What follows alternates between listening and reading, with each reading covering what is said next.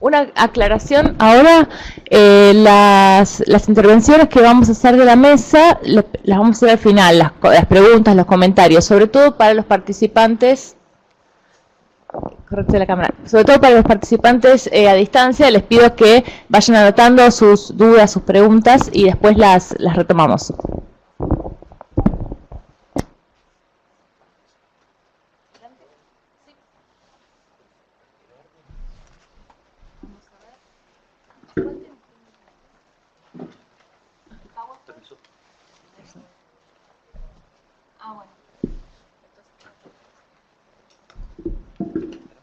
Sí, creo que sí.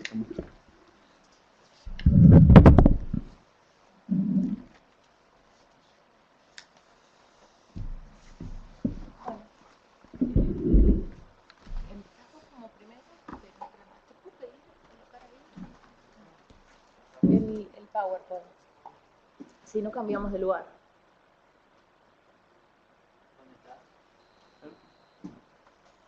Matías. Sí,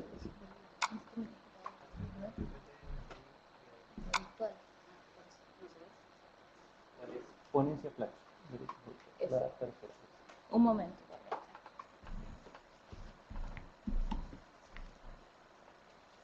Espera un momentito que haga una presentación.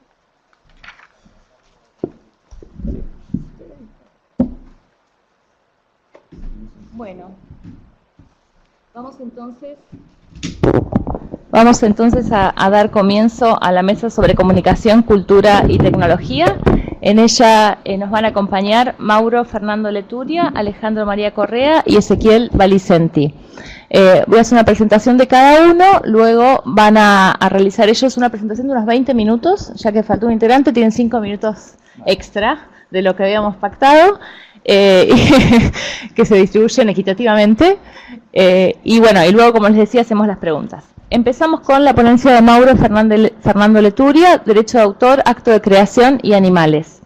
Él es doctorando en Ciencias Jurídicas y Sociales, especialista en docencia universitaria, investigador categorizado de la Universidad Nacional de La Plata, profesor de posgrado de la especialización en Derecho Notarial y Registral, profesor de Derecho Civil 3 de la Facultad de Ciencias Jurídicas y Sociales de la Universidad de La Plata, profesor titular de la Cátedra de la Materia Prácticas Profesionales 2 y adjunto de Derecho de Navegación de la Facultad de Derecho de la Universidad Católica, profesor e investigador de la Universidad del Este y autor de la obra Derechos Intelectuales, Análisis sobre Naturaleza y sus Efectos. Corresponsal en Argentina de ACEDA, ex becario de IDLO, ex becario de AISGE y profesor invitado de la Universidad Complutense de Madrid. Te escuchamos entonces, Mauro. Bueno, muchas gracias a las autoridades de Flaxo por este espacio. No sé, ¿se escucha? ¿Es necesario el micrófono? ¿Sí? Sí, sí. Perfecto, bueno, perfecto. Desde esta perspectiva, en función de lo que planteaban las autoridades de Flaxo, brevemente quería contarles desde qué lugar nosotros hacemos esto. La Universidad Nacional de La Plata, a lo largo del tiempo, ha desarrollado varios equipos de investigación que tienen en común la idea del desarrollo, ¿no? El eje que a mí me toca, o la variable que a mí me toca, son los derechos intelectuales, pero en realidad el desarrollo es mucho más complejo, sobre todo desde la perspectiva social. La Facultad de La Plata, en ese sentido, no solo lo transmite en la parte de investigación, sino también en la parte de docencia. Entonces, desde la perspectiva docente tratamos de observar qué es lo que se necesita a fin de actualizar y avanzar. Mi tesis doctoral básicamente es un ataque de lleno a la idea de propiedad y a la propiedad en los derechos de autor. Dentro de eso yo trabajo distintas dimensiones, distintos aspectos, y uno de esos, en función de lo que proponía el programa de Flaxo, es discusiones actuales o modernas y demás, que es una de las tantas de los tantos análisis que se hacen en esa tesis doctoral. La lógica es simplemente una excusa, ¿no?, para trasladar lo que vamos a charlar hoy, lo que voy a tratar de mostrarles en función de esa experiencia recogida.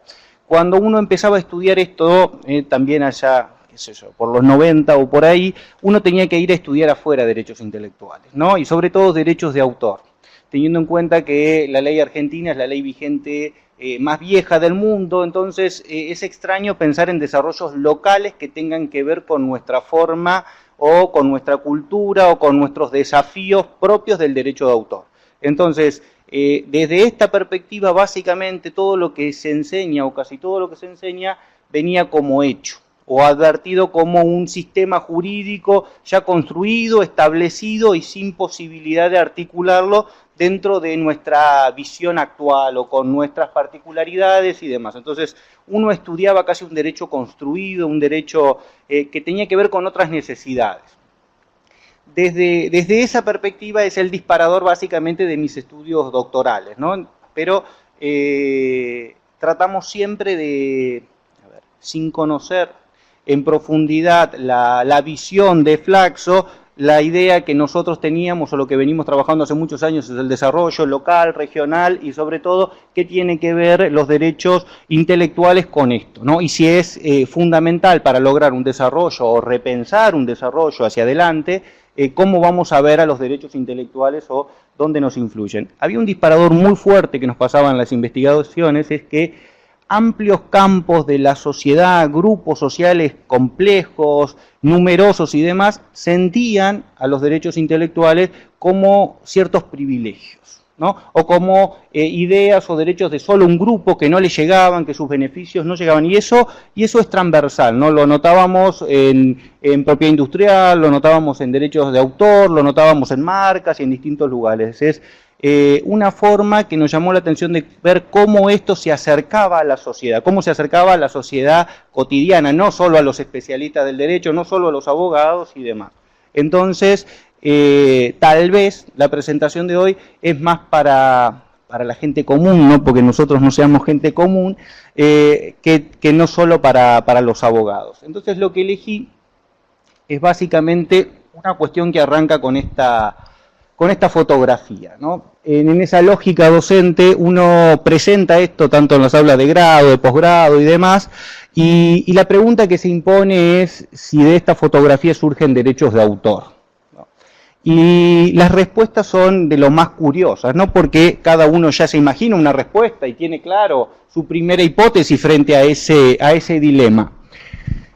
Las cuestiones son jurídicamente relevantes, ¿por qué? Porque se plantearon, ¿no? ¿Y qué se plantearon? Se plantearon con relación a que si esta fotografía como tal, ¿no?, tenía la particularidad de que en realidad no había sido tomada por un ser humano, sino que había sido tomada por la misma mona, ¿no?, un macaco crestado de Indonesia. Y no hubiese pasado a más si el fotógrafo lo hubiese aceptado o lo hubiese ocultado, sino que el mismo fotógrafo, que se llama David Slade, lo confesó y lo dijo, que esto fue así. Y esto generó consecuencias jurídicas, ¿no?, que ni él ni nadie imaginaba en el momento. Fue una curiosidad. Pero esa curiosidad ahora nos sirve de excusa para llevar estos debates con relación a qué entendemos como derecho de autor. ¿Por qué? Porque cuando uno trasladaba esto a las aulas, estudiantes de derecho de nivel medio, avanzado y ya abogados de posgrado, las justificaciones siempre caían básicamente en lo mismo. Independientemente de lo que lleguemos a concluir al final y lo que cada uno piense, las ideas rondaban en que el derecho de propiedad justificaba la apropiación. ¿El derecho de propiedad de qué? Del dueño de la cámara, que era lo que él decía, del dueño de los equipos informáticos, del dueño de las computadoras. Sigamos avanzando y si quieren y vamos a otros casos que se han presentado similares. El dueño de los elefantes en la India que pintan. Uno va a India y compra cuadros pintados por un elefante. Como soy el dueño del elefante, soy el dueño del cuadro y tengo los derechos. Entonces, el desencadenamiento de nuestra visión del derecho de propiedad, ¿no?, y esta es la derivación de mi tesis doctoral, es decir, estamos terriblemente influenciados por el derecho de propiedad y eso ha teñido el derecho de autor. Y nuestra versión del derecho de autor, porque somos dueños, somos autores. Este es un poco el eje. Y cada uno de los supuestos podrían pasar como se dieron en estos casos, ¿no? Una cuestión se dio entre una organización de derechos de animales, que le decía, ¿no?, al fotógrafo, en representación de ese colectivo de animales, que en realidad él no tenía derechos, sino que los derechos eran de la mona, que era quien realmente había efectuado esta fotografía. Y otra, tal vez más propia del derecho de autor, es la que se dio con Wikipedia, ¿no? La fundación Wikimedia publica esto en su apartado como selfie. La definición de selfie para el mundo es un autorretrato o un autofoco. El problema es que el autor que había vendido esto a una empresa reclama que se cese con ese uso, diciendo que, por un lado, uno era el titular originario de los derechos de autor y el otro era el cesionario o el titular que había comprado o había pagado por eso. ¿Qué dice Wikimedia? Que en realidad, como había sido tomado por un animal, ninguno de los dos tenía derecho, por lo tanto, esto era de uso público o puesto o posiblemente de catalogar como una fotografía que no generaba derechos de autor. Acá están los dos, ¿no? Él es David Dellate, el fotógrafo que hace esto y se dedica y tiene muy buenas fotos, ¿no? Y tiene muy buenos argumentos para decir. Él prepara sus viajes, sus fotografías. Es interesante ver cómo en los planteos él marca hasta lo que gastó para obtener esa foto, lo que gastó en equipo de fotografía, en máquinas, en viaje y demás, y que todo eso es el daño que deberían pagarle los que están usando esta imagen, como en este caso yo, por usarla sin su autorización, ¿no? Si fuera el final del cuento, es el fondo de que para mí esto o lo producido por animales no puede generar derechos de autor, ¿no? ¿Cómo llegamos a esa perspectiva? Básicamente, las tesis contrarias se apoyan en alguna de las variantes del derecho de propiedad. Está claro que el derecho de propiedad es uno de los pilares fundamentales de nuestra sociedad. No hay o no tenemos ninguna idea socialista, comunista que suprima el derecho de propiedad. Lo que estoy tratando de decir, o mis estudios de la tesis doctoral tratan de demostrar, es que están siendo excesivos los razonamientos en que los derechos de propiedad intelectual no deberían ser de propiedad, deberían ser derechos intelectuales. La propiedad viene después. El origen de esto nació mal, ¿no? Mis estudios, básicamente, como les decía de la tesis, arrancaron siendo estudios históricos. Y el problema de esto, tal vez en la versión histórica, ¿no? Se debe partir de un adecuado fundamento. Si uno arranca como arranca nuestra Constitución, depende del momento histórico en el que se quieran parar, no lo quiero aburrir con la parte histórica, pero el fundamento es el acto de creación. La respuesta es sencilla a casi todos los casos si uno piensa que los derechos de autor van a nacer si hay un acto de creación, y el acto de creación proviene necesariamente de un ser humano, de un espíritu humano, de su inspiración, de su creación, de su forma de ver el mundo, de su interior, de cualquiera de los aspectos de su personalidad. Entonces esto es imposible de transmitir hacia una visión generada por un animal, por una máquina, por una computadora, por un robot, por complejo que sea. Atrás de cada una de estas actuaciones tiene que haber, para la generación de una obra protegible por el derecho de autor, la actividad humana. Entonces, desde esa perspectiva, el acto de creación es, para mi forma de ver, el fundamento último de la existencia de toda protección. Si el fundamento de esa protección es, como se ha arraigado, el derecho de propiedad, está claro que cuando uno pregunta, muchos sectores de la sociedad que no tienen acceso a la propiedad lo vean como un privilegio de aquellos que tienen propiedad. Solamente pueden acceder a la protección de la ley de marca quien tenga plata para registrar una marca. Y quien no. Solamente puede acceder a una patente aquel que tenga la estructura jurídica, económica y demás para conseguirlo. Entonces el resto no. Y solamente podría tener el reconocimiento legal de los derechos de autor algún pintor, artista, músico que ha recorrido el camino jurídico para lograr esa protección, y no por el acto de creación. Los derechos de autor deberían nacer, y en mi opinión nacen concluyentemente con el acto de creación, independientemente de lo que venga a decir el derecho después. El derecho de propiedad se debe necesariamente a un momento o a un estado posterior. Si no tenemos el acto de creación, si no reconocemos en el acto de creación el valor de por qué estas obras deben ser protegidas y por ende las personas que las creen sin ninguna distinción, ni de sexo, ni de edad, ni de capacidad. Es maravilloso el derecho de autor porque borra todas las limitaciones que otras ramas del derecho han construido, ¿no? Un loco puede crear perfectamente. En una unidad psiquiátrica de La Plata hicieron un experimento muy bueno. Los locos estaban muy violentos, ¿no? Entonces una vez le dieron un micrófono e hicieron radio la colifata. Y los locos empezaron a calmarse, le daba un espacio en el cual hablaran. Y sus diálogos eran unas obras increíbles, ¿no? Es decir, la obra radiofónica hecha por personas dementes era una obra perfectamente protegible, ni hablar, ¿no?, con autores como Borges, precoces, a los 6, 7 años ya escribían y demás. Es decir, desde esta perspectiva, o uno de los ejes donde yo trato es borrar, por ejemplo, los límites o las limitaciones de capacidad, de edad, de género, bueno, ni hablar, a llegar al punto de hoy. ¿Dónde viene el extravío, de acuerdo hasta donde yo he llegado en mi tesis doctoral? El extravío aparece acá, ¿no? Aparece en las primeras legislaciones francesas. Con la Revolución Francesa había que acabar con todo el ancien régimen, todo lo viejo estaba mal, ¿no?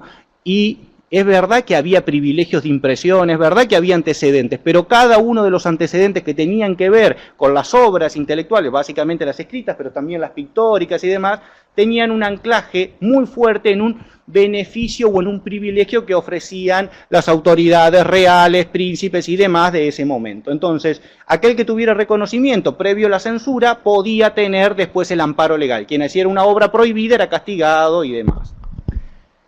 Cuando llega la Revolución Francesa, los franceses advierten el valor de esto.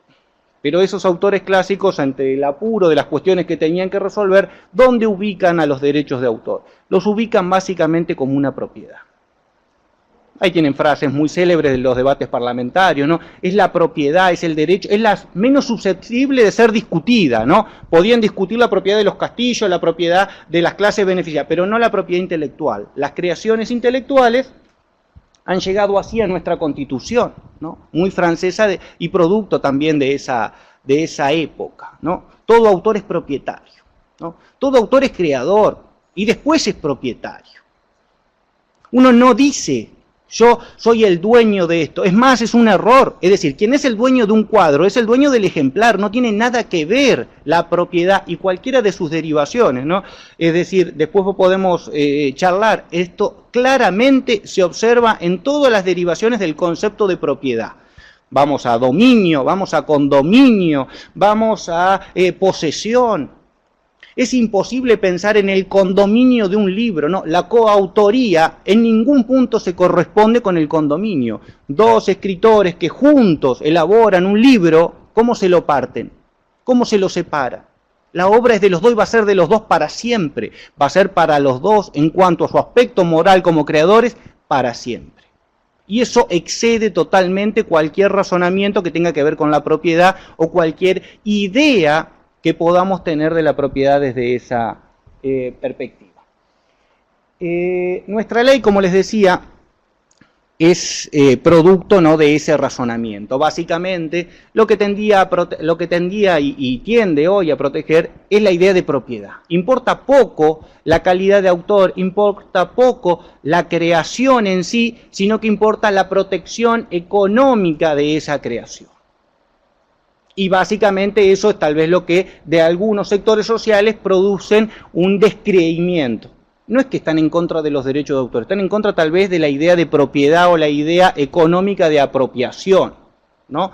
Serviría de ejemplo, valga la situación, el planteo que hace la ex esposa o la viuda de Borges sobre el Aleph engordado.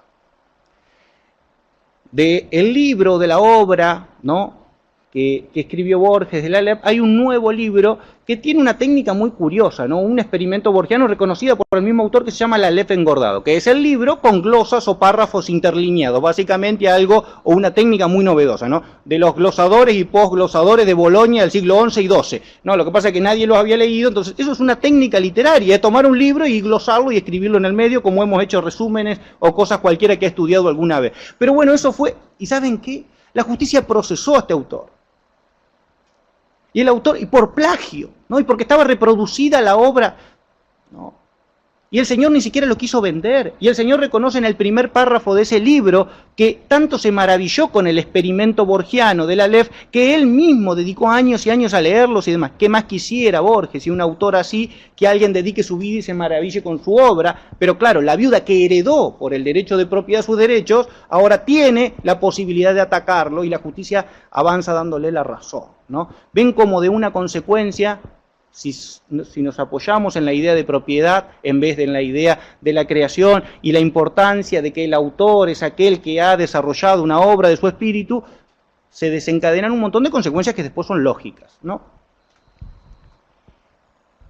Básicamente, cuando la ley regula esta situación, no encuentra un concepto de obra. Esto casi no lo hace, no aparece en ninguna legislación. Es tan difícil el concepto de obra que no existe un concepto de obra.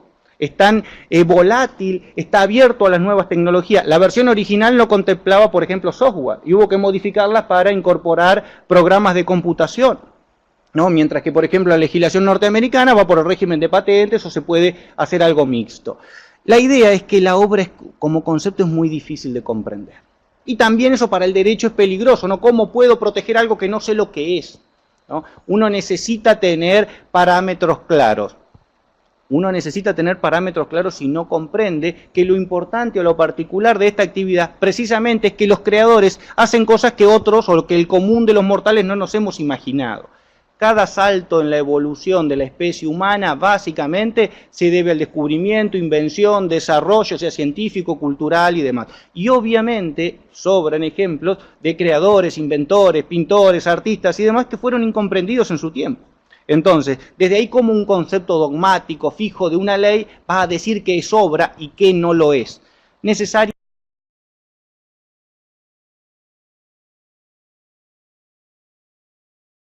se necesita conceptos abiertos, apertura a la necesaria naturaleza de la actividad. Y la naturaleza de la actividad obedece a los actos de creación. Y los actos de creación son imposibles de determinar a priori.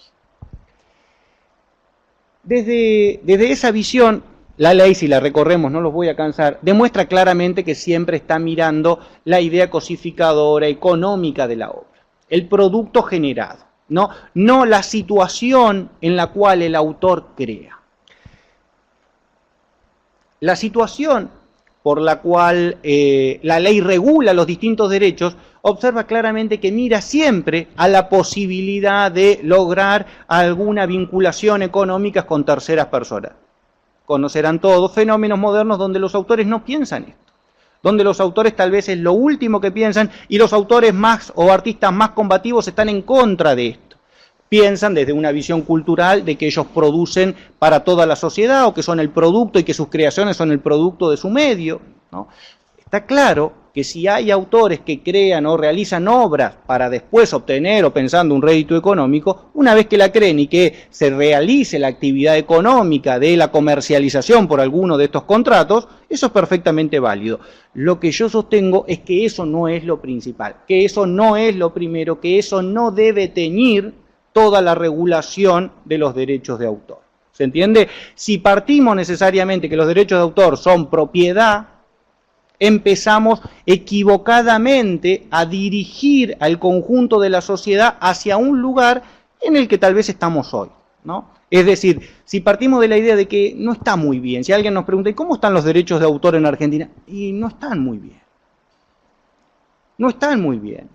Pregúntenle a los músicos, pregúntenle al que pinta, y se los agarra cualquiera. Pregúntenle a los escritores independientes, hay que caer dentro de una red editorial, y para la editorial, y la editorial uno le presenta un libro y dice, es muy largo.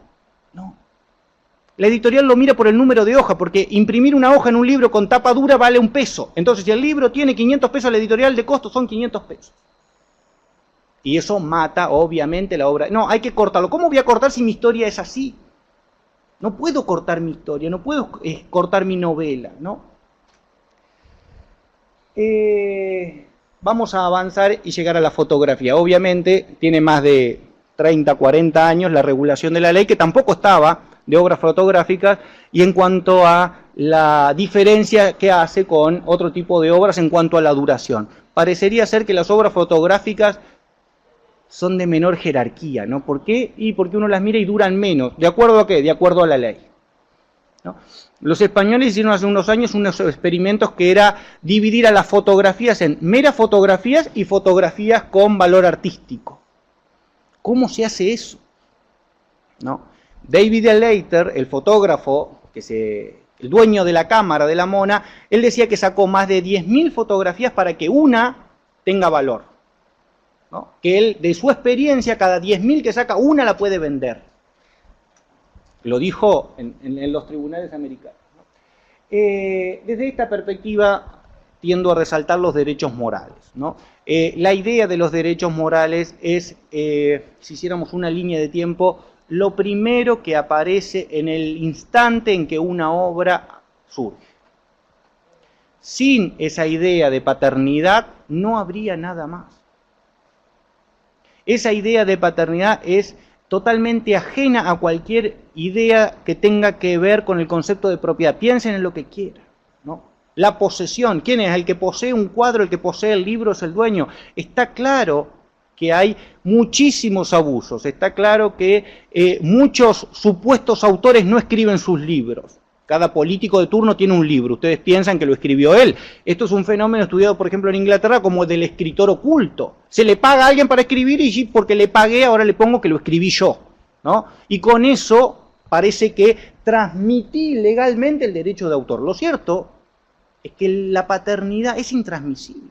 Alguien no puede hacer un contrato válido, ni siquiera en Argentina, diciendo transmito en mi paternidad. ¿Por qué? Porque esa paternidad, de acuerdo a Berna, convenciones internacionales y demás, dura 70 años después de la muerte del autor. Entonces después me puedo morir y pueden venir mis herederos a decir, mi papá fue quien realmente escribió estos libros. Acá encontré los manuscritos y si lo pruebo, vencería esa idea patrimonial que en vida la persona transmitió.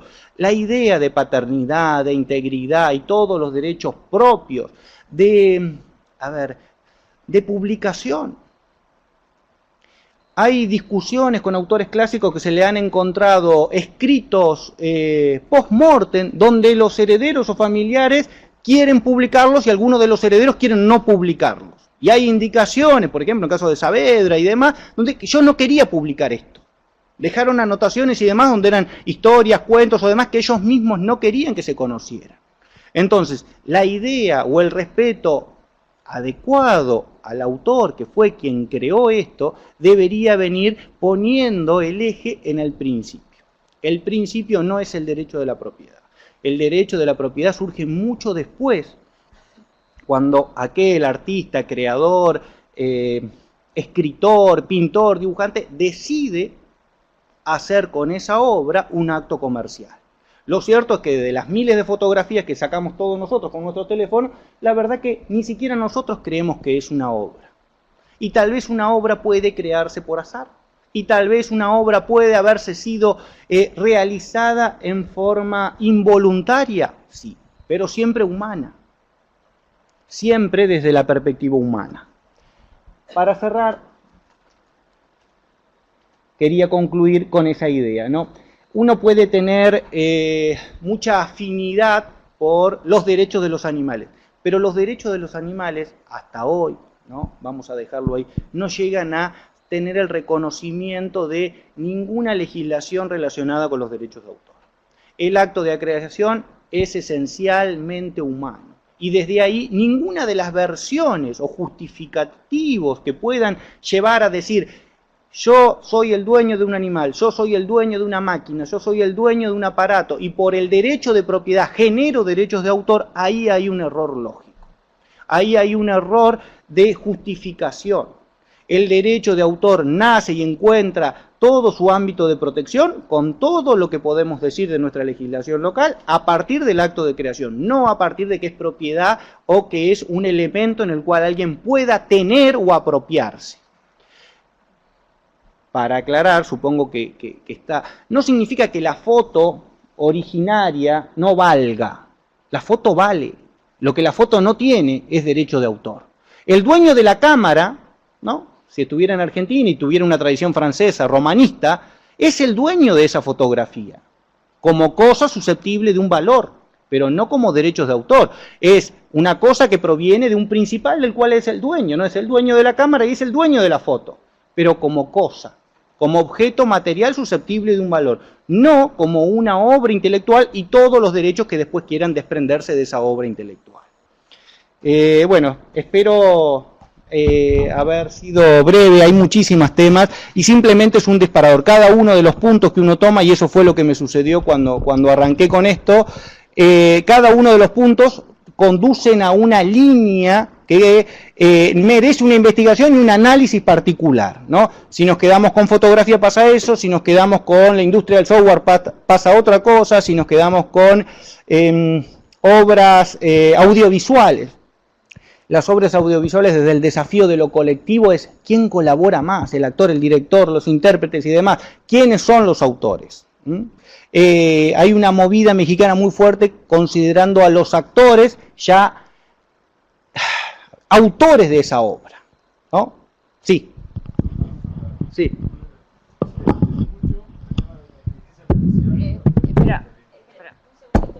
Hola, sí, nos vamos a dejar, como son temas que pueden tener alguna vinculación unos con otros, dado justamente las características de las presentaciones, vamos a dejar las preguntas para el final de todos los expositores. Te pido que la anotes mentalmente, así podemos discutir, porque hay mucho para charlar. Gracias. Bueno, entonces, ¿estamos? Muchas gracias, Mauro. Es el turno ahora de Alejandro María Correa. Él es investigador independiente, presidente de Toctumi, Laboratorio de Medios. Su ponencia es Descentralización de la Gestión de Derechos de Autor.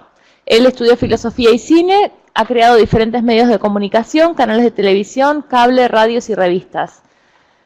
Realizó investigaciones para empresas y organizaciones y en los últimos 10 años investiga y publica libros y artículos sobre temas de agenda del poder en el siglo XXI, agua, ley de semillas, biotecnología y propiedad intelectual. Escribe periódicamente en los diarios Perfil y La Nación sobre estos temas. ¿Te escuchamos, Alejandro? Bueno, muchas gracias por poder estar en esta mesa. Yo soy totalmente excéntrico del mundo académico, mi formación es la comunicación y un poco mi mirada, digamos, desde afuera me obliga a mirar las cosas de manera sistémica.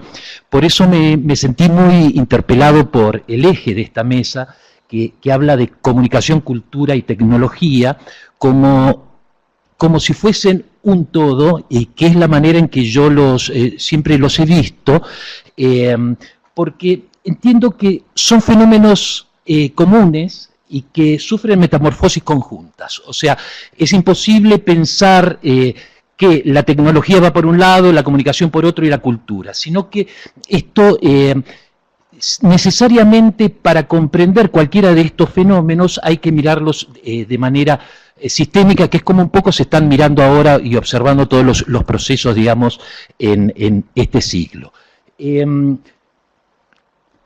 A partir de esto, digamos, tomo a la tecnología, y no por ser un, digamos, ideólogo de la tecnocracia, sino porque la tecnología ha sido siempre un poco el que ha empujado las transformaciones culturales en la comunicación y demás.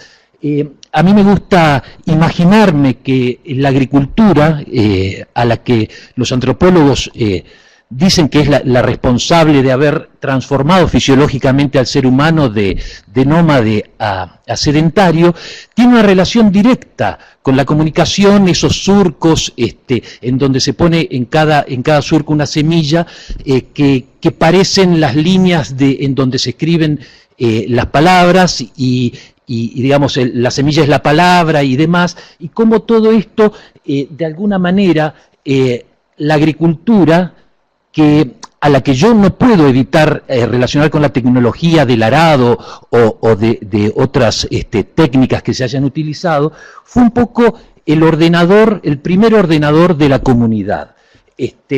El ordenador de la comunidad en donde se empezaron a ver las primeras jerarquías, en donde se empezaron a ver los primeros procesos de comercio, y digamos, y esa forma de comunicación dentro de la comunidad. Y cuando hablo de la comunidad, no solo me refiero a las digamos, jerarquías, digamos, de quién es el que administra y quién es el que recibe, quién es el que trabaja, sino la vida comunitaria en cuanto a protección, cómo se resguarda una comunidad.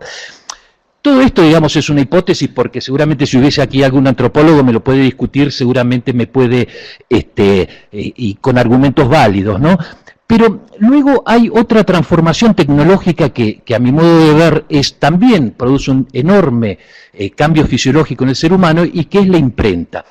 Cambio fisiológico, yo digo, porque hasta la imprenta la transmisión del conocimiento dependía del sentido del oído. Era la tradición oral la que la que llevaba el conocimiento a las personas, más allá de, digamos, de casos específicos del libro que estaba muy acotado. Lo que hace la imprenta es crear el producto en serie. A través de un sistema, digamos, de tipos móviles, empieza a producir el conocimiento en serie. Esto desencadena, por lo pronto, este cambio, digamos, del acceso a la información a través del sentido de la vista.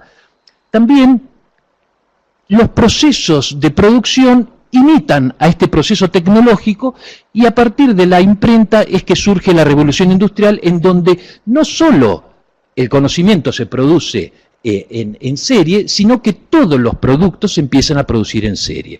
La línea de la escritura en los libros empieza a ser repetida en todos los procesos de producción. A partir de envasar ese conocimiento en forma de libros y esa distribución en donde, si bien está envasado y qué sé yo, empieza a haber cruces culturales en donde se puede llevar el conocimiento de una cultura a otra, y que ha generado, digamos, entre otros fenómenos, la revolución de la educación para poder llevar el conocimiento a personas que antes no podían acceder. Al crear un producto envasado, surgen los derechos de autor y los derechos de propiedad intelectual, porque cada persona que envasa algún producto, que a mí me gusta decir que es información contenida en algún envase, sea lo que sea, una botella de agua, una carpeta, un libro, información contenida en un envase, necesita ser protegida. En ese momento se encuentra que los derechos de propiedad intelectual y derechos de autor eran la mejor medida para devolver la inversión que eventualmente se realizó sobre cualquier investigación, inclusive sobre obras del pensamiento humano, ideas y demás.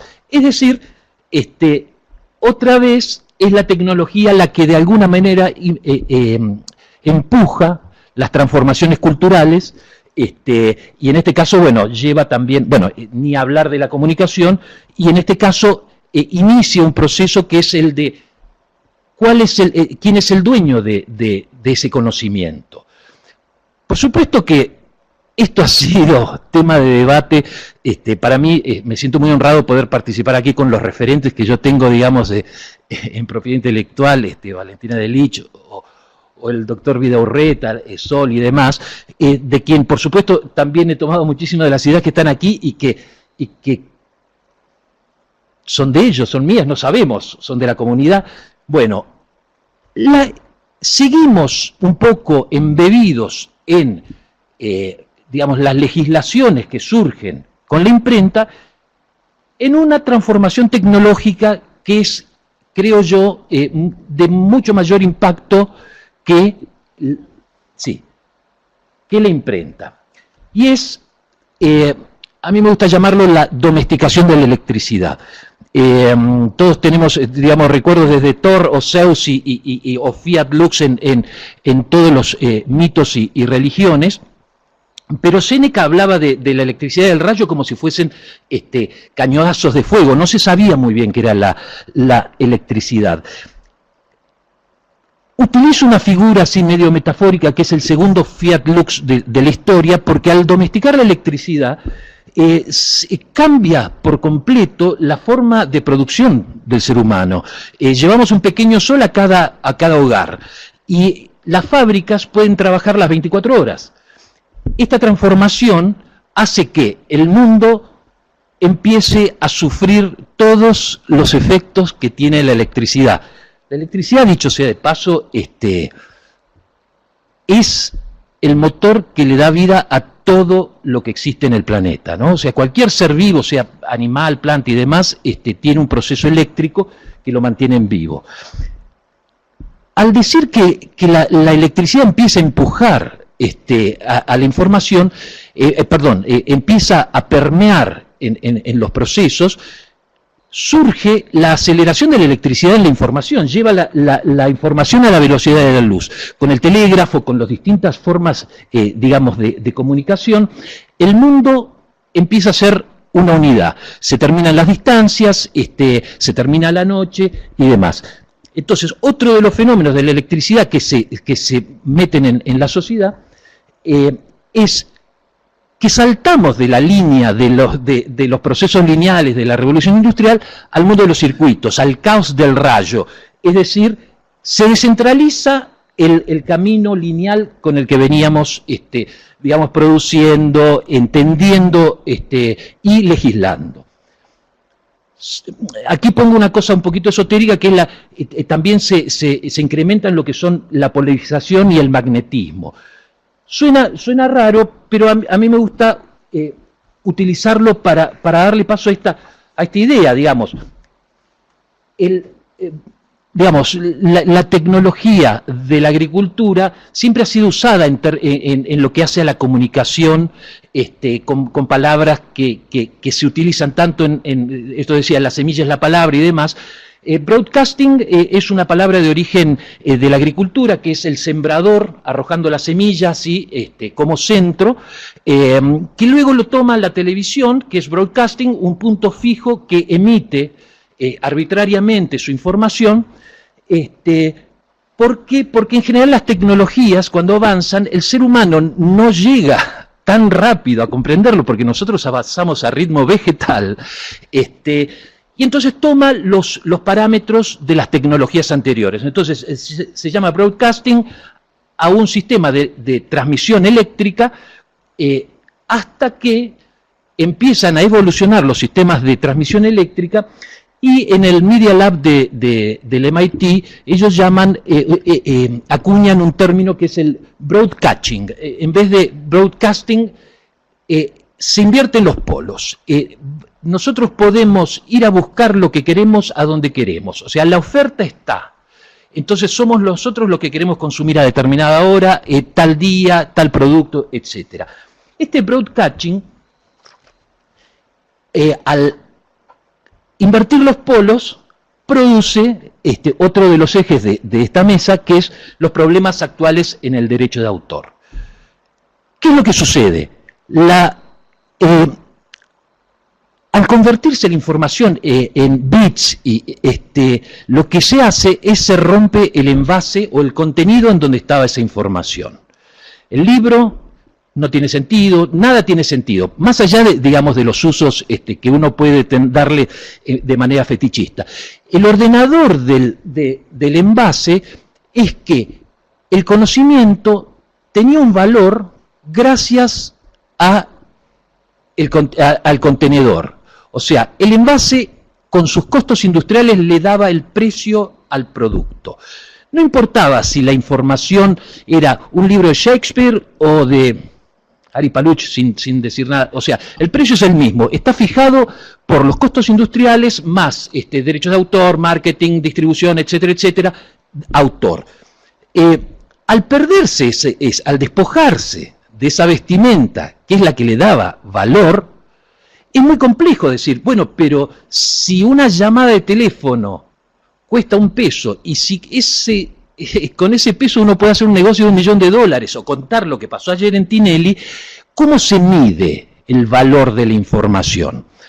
Entonces, a partir de esta confusión, las grandes distribuidoras de contenidos dicen, bueno, si un libro en papel costaba $100, el libro electrónico cobra 95.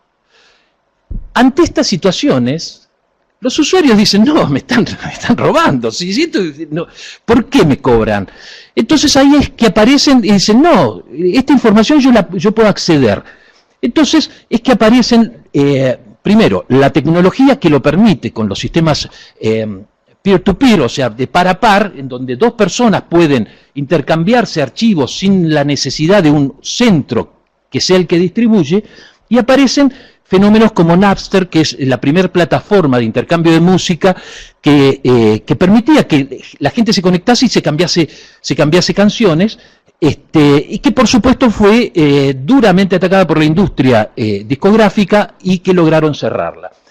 Pero mientras tanto, gente muy brillante en el mundo y que producía sobre sistemas electrónicos fueron creando otros esquemas que tenían que ver con el copyleft, en donde se podía compartir el conocimiento, porque se entendía que el conocimiento era digamos, sistémico para hacerme, digamos, propaganda, y todos los sistemas colaborativos. Ahora, nadie iba a dejar que este territorio un poquito caótico quedara en la nada y se perdiese, digamos, el motor comercial de todo este asunto. Entonces se empiezan a idear nuevas ideas en torno a cómo comercializar la información sin soporte físico.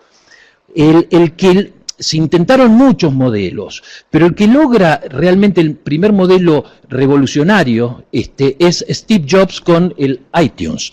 Por supuesto que él desarrolla un modelo para poder vender un aparatito que había creado, que era el iPod, pero eso es anecdótico. Él intenta crear su modelo de derechos de autor de una manera muy original, pero prácticamente toda la industria discográfica se le tira encima, Sony, Warner, etcétera, que no quieren saber nada. Él, de manera inteligente, se reúne con los músicos, les propone una idea, y los músicos dicen, sí, te acompañamos. Entonces él lo que hace es destruir el disco como era visto hasta entonces. Un disco tenía entre 10 y 15 costos que se desagregaban desde la imprenta, derechos de autor, sindicatos, etcétera, etcétera, y él dice, no, un contenido tiene tres ingresos, o tres, se puede dividir en tres el ingreso.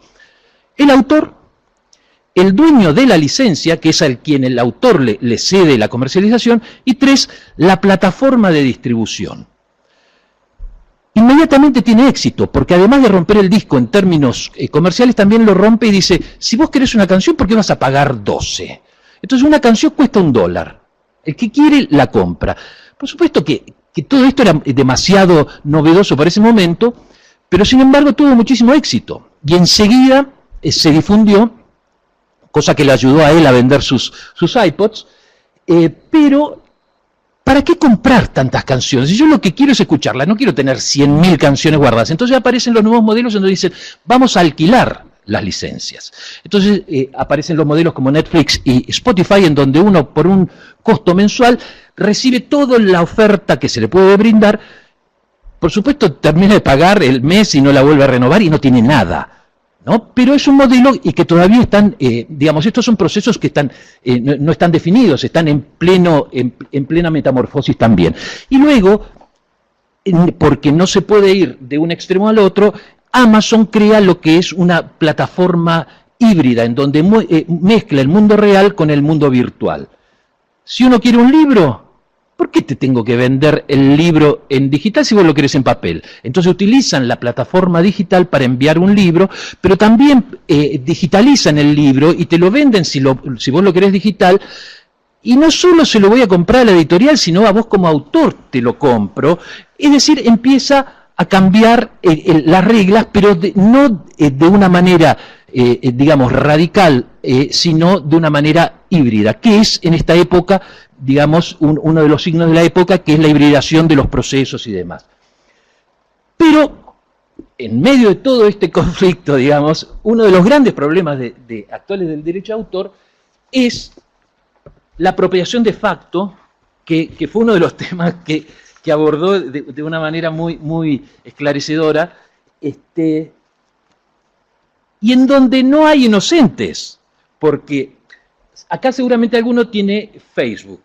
Cuando uno acepta estar en Facebook, le otorga a Facebook una licencia internacional, libre de regalías, sublicenciable, transferible y no exclusiva para alojar, usar, distribuir, modificar, manejar, copiar, mostrar o exhibir públicamente y traducir tu contenido, así como para crear trabajos derivados de él. Es decir, uno cuando dice, sí, quiero estar en Facebook, entrega todo su conocimiento, sea uno artista, sea qué es una obra o qué no es la obra, digamos.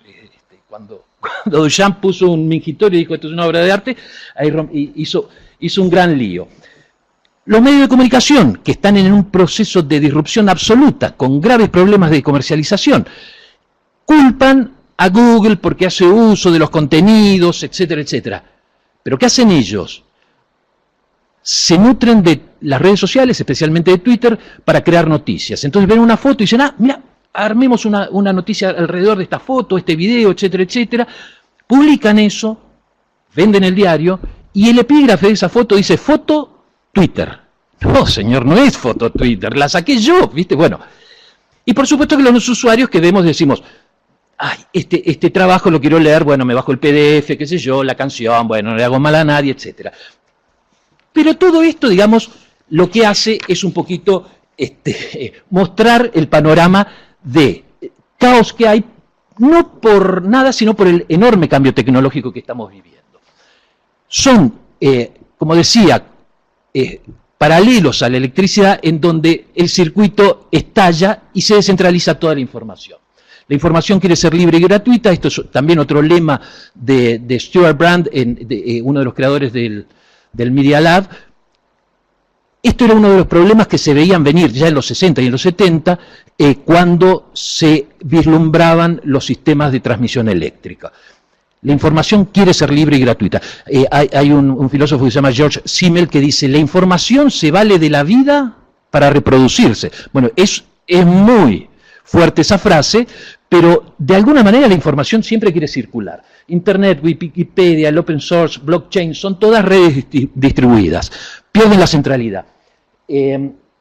Lo que pasa es que cualquier centralización corta la aceleración natural de los procesos que estamos viviendo, interfiere. Entonces, ¿qué es lo que empieza a tomar valor cuando la información quiere ser gratuita? Aquellos que saben organizarla y decir, ¿vos qué querés? ¿Qué es lo que necesitas? Me dice, mira, la oferta la tengo toda, pero yo necesito estar tal día en tal lugar, de tal manera, necesitar... Perfecto. Entonces aparecen estos sistemas, Uber, que dice, tengo un auto y no sé qué hacer. Bueno, yo tengo que ir a tal lugar. Júntense, me llevo una parte. Rappi, lo mismo. Happen, junta personas con intereses que quieren encontrar pareja. Airbnb, quiero ir a Nueva York tal día, tal día. Elegí entre todos estos lugares cuál es el que mejor te viene. Todo esto es una muestra clarísima de que los esquemas que había hasta ahora de centralización en la distribución de los derechos empieza a sufrir una metamorfosis radical. Algunos ejemplos, digamos, que yo quise traer, que están en pleno proceso de experimentación sobre plataformas electrónicas, son, por ejemplo, Brave, que es un navegador, como puede ser ¿cómo se llama? La cantidad que se llama de Netscape o qué sé yo, es un navegador que tiene algunas cuestiones como filtra toda la publicidad. Uno no ve un solo aviso. Es fantástico. Porque la gente no quiere ver publicidad, porque es invasiva. Ahora, cuando uno valora al sitio, dice, no, pero sí le quiero dar. Entonces, tiene una función ahí que dice, quiero que mis visitas le generen revenues o que le generen ingresos a este sitio. King.com es un genio tecnológico que creó un sitio que se llama Megaupload y que tiene probablemente uno de los casos judiciales más controvertidos en Estados Unidos, porque tenía sus servidores fuera de Estados Unidos y sin embargo el FBI le allanó los servidores, se quedaron con todos los contenidos y demás. Acaba de crear un modelo que es una plataforma basada en blockchain, que es una tecnología también que es muy disruptiva, en donde dice, señores, acá les dejo esta plataforma, suban sus contenidos, la gente va a venir y al que le interesa ese contenido lo va a pagar. Nosotros vamos a garantizar que lo que le pagan es lo justo, cómo lo van a distribuir, etcétera, etcétera. Es decir, nuevos esquemas de descentralización. Y pongo Popcorn Time, que es, digamos, una creación de un desarrollador argentino que se llama Federico Abad, que es súper disruptivo también, que en un momento él crea una especie de Netflix en donde, peer-to-peer, en donde cada uno podía subir las películas y que también recibió un ataque de la industria cinematográfica muy dura y él, en un momento, al año de la creación, dice, la verdad, yo no puedo soportar estos embates, aquí lo dejo, hagan lo que quieran, esto no es un problema nuestro. Esto es un problema de una industria que no entiende los cambios tecnológicos, que no entiende el nuevo escenario, etcétera, etcétera. Cerró Federico Abad y en todo el mundo se multiplicó esta plataforma. Es la principal competencia que tiene Netflix a nivel mundial, reconocido por, creo que Hastings, el presidente. Aquí no hay intercambio comercial, pero hay un signo de la época. Compartir. Ya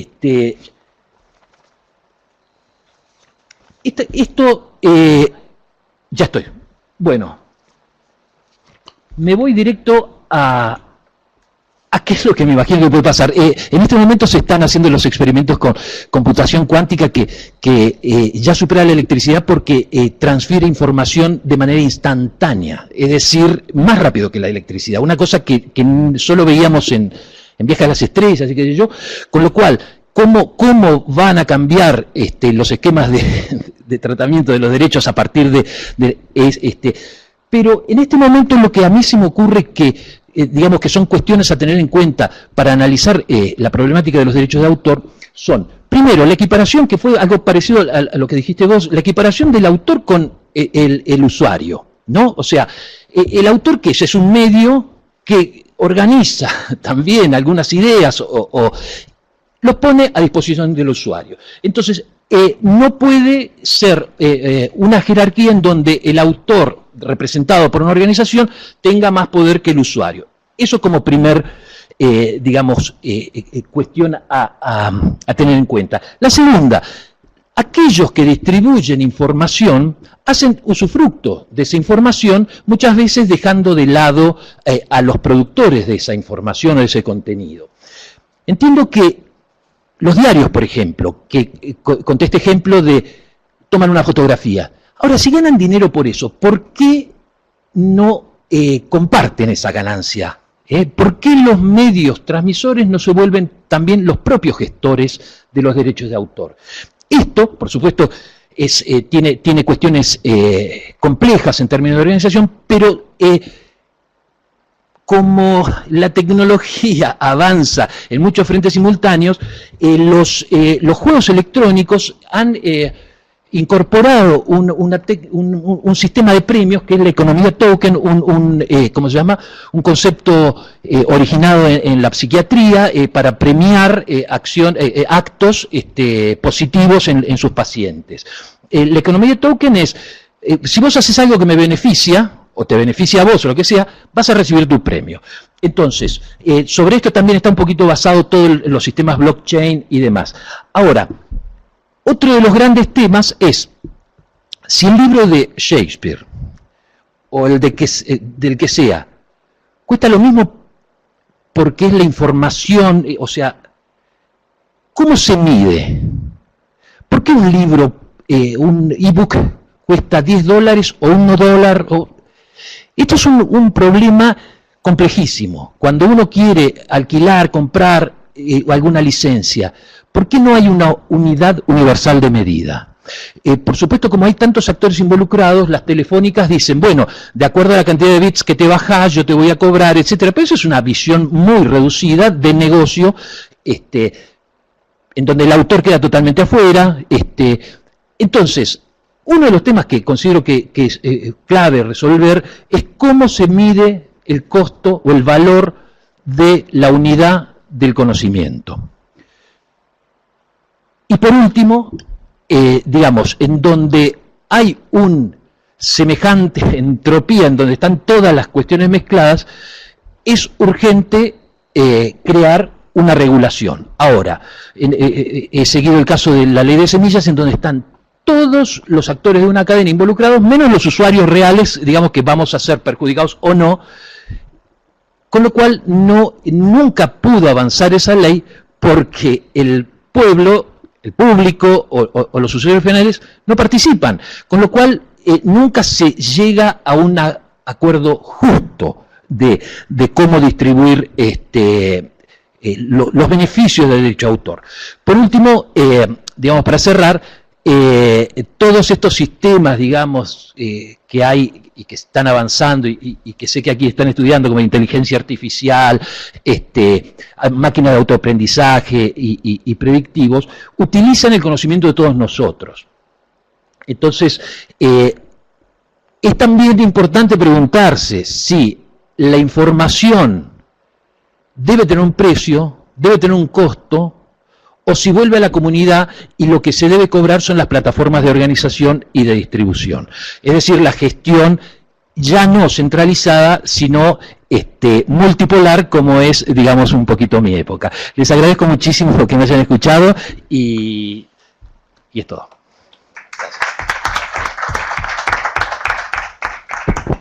Muchas gracias, Alejandro. Entonces damos lugar a la última ponencia de Ezequiel Valicenti. Él es abogado, ha sido becario de CONICET, SICBA y la FNA, que no sé qué sería.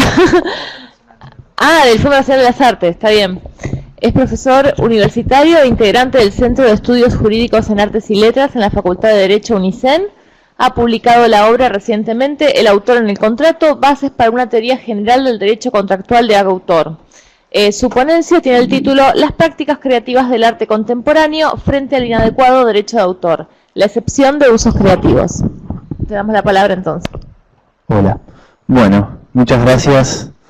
Lo malo de estar último es que ya están cansados. Lo bueno de estar a la punta es que la moderadora quedó lejos, así que si me extiendo 20 minutos más, nada, mentira. Hay que tratar de ser justo y así como permitir la extensión de los compañeros, te la daremos a vos también. No, yo voy a tratar de ser breve porque, bueno, voy a ir directamente al punto que quería comentarles, que además, como verán, y me había destacado aquí el compañero de mesa cuando estábamos, ya está tomada la postura en el título, es inadecuado, o sea, en realidad les voy a contar por qué considero que esto es así. Y bueno, y la presentación básicamente se divide en dos partes. Una primera parte que tiene que ver con el problema que he podido ver en los temas que vengo estudiando desde hace un par de años. Omití contarles que vengo desde la Facultad de Derecho de Azul. Allí tenemos un centro muy chiquito de investigación en el cual, bueno, tratamos de abordar interdisciplinariamente los cruces entre el derecho y el arte, el arte entendido en sentido amplio, las diferentes manifestaciones artísticas, y tenemos unas jornadas que hacemos generalmente a fin de año sobre estos temas, sobre arte y derecho. Y bueno, y la verdad es que tener un espacio donde uno pueda salir de su casa para contar estos temas y compartirlos, digamos, es de agradecer siempre. Así que realmente a los organizadores agradecer por la apertura, ¿no?, de la institución y de la casa, para que otros podamos venir a contar y a dialogar entre pares estos temas, que, como decías al principio, no suelen ser masivos, ni suele haber, digamos, muchos lugares para intercambiar. Así que ahora sí, entonces, vamos con esto. ¿Cuál es el problema que quería comentarles? El problema es este cruce que hay, esta distorsión que hay entre lo que uno puede ver en el mundo del arte contemporáneo, el arte visual contemporáneo, y las reglas jurídicas. En realidad hay una tensión constante en lo que tiene que ver con las prácticas de creación. ¿Por qué? Porque por un lado tenemos en el plano jurídico, en el mundo jurídico, las reglas de derecho de autor que están construidas, un poco como también se decía al principio, sobre un paradigma del siglo XIX que en lo que tiene que ver con la filosofía o con sus bases filosóficas está fuertemente sostenido la idea de originalidad entendida en sentido, digamos, del mundo jurídico. Se la define como individualidad, expresión personal, creación inspirada, creación desde el inicio, esta idea de que el autor es alguien que, bueno, por una cualidad propia, casi mística, misteriosa, crea cosas o crea obras desde la nada. Es una idea muy kantiana, ¿no?, de la originalidad, que se ha trasladado a las reglas jurídicas y luego a toda la doctrina y la ciencia, por lo menos del derecho continental, ¿no? Entonces, esta idea de originalidad choca con las prácticas artísticas de la resignificación. Las prácticas artísticas, digamos, el arte contemporáneo, visual contemporáneo, y en general, pasa también en otras disciplinas, desde hace ya muchísimos años que en su mundo, por eso la atención, tienen muy claro que la originalidad no se sabe qué es, no se sabe si existe, y si existe somos todos originales porque uno no puede dejar de ser individual. Digamos, el límite es la copia idéntica, y de lo que yo les voy a hablar es que aún así tal vez tengamos que abandonar esa, o por lo menos pensar un poco en otros conceptos, ¿no? Estas prácticas de resignificación son prácticas muy puntuales, que son, digamos, procedimientos que están basados en la intertextualidad, en la utilización o en la presencia de una obra ya creada, una obra ajena, en la obra propia, ¿sí? Ahí hay, digamos, los estudios culturales o digamos, de lingüística han hecho una sistematización muy interesante de estos conceptos, y ahí ven las diferentes maneras, no lo vamos a desarrollar, pero la cita, la parodia, el pastiche, el collage, el remix, el sampling, que son ya de otras disciplinas, pero son prácticas totalmente legítimas en el mundo del arte contemporáneo. Es decir, son prácticas que los propios creadores utilizan, y en el campo del arte visual yo traje dos ejemplos muy clásicos, pero para que vean para mostrarle un poco al punto al que está legitimado. Esta es una obra Sin pan y sin trabajo, uno de los clásicos o de los hitos de la historia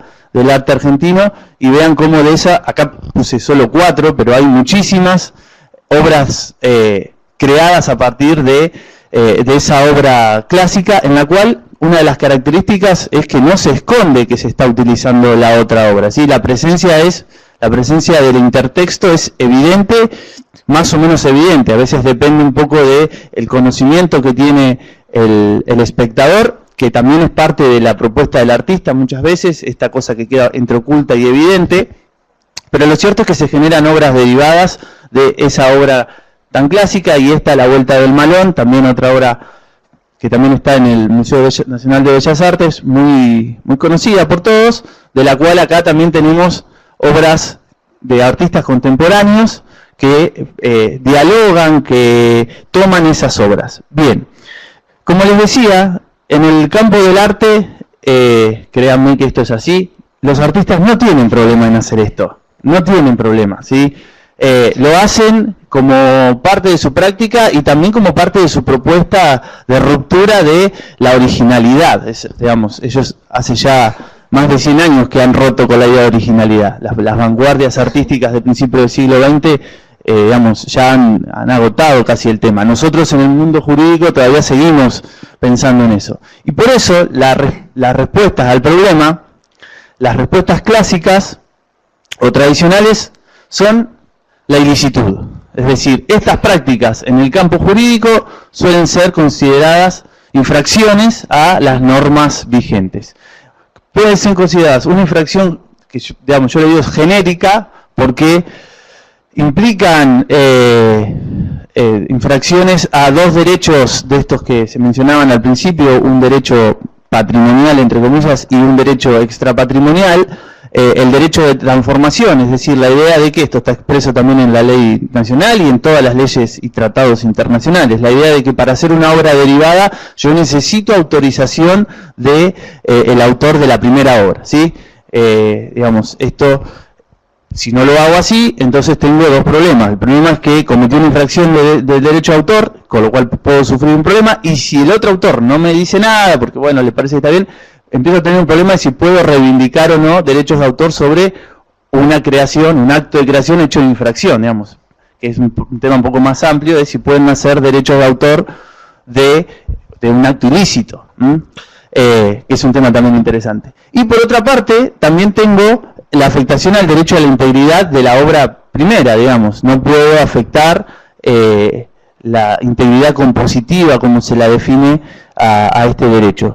Y esto trasciende inclusive el plano económico de la vida del autor, porque los derechos extrapatrimoniales, digamos, tienen una vigencia sostenida en el tiempo, con lo cual, aun cuando la obra esté en dominio público, podríamos seguir teniendo el problema de la infracción. Estas obras que yo mostraba, los autores claramente han fallecido, pero bueno, el caso que comentaba Se comentaba al principio el caso Katyajian, a mí me vino perfecto cuando estaba con estos temas porque es un caso justamente de otra disciplina, que es la literatura, pero en la cual pasó lo mismo, digamos. Se trata de una práctica combinatoria, de una resignificación, de un uso creativo, como ahora después voy a contarles un poco la propuesta, pero que implica, digamos, no hay nada que decir, es una infracción clara a la integridad de la otra obra, digamos, agarrar la obra y ponerle partes es una infracción. El problema es si tenemos que seguir sosteniendo esto como una infracción, y por eso, y después la otra infracción posible, que es la infracción más específica, que es el plagio, ¿no? Que es por donde transcurrió este caso, que todavía tiene un final abierto. Vamos a ver cómo termina. Ha habido ya 4 sentencias en el medio, todas bastante disparatadas. Estas son las cosas que uno puede decir acá y que no le dicen nada.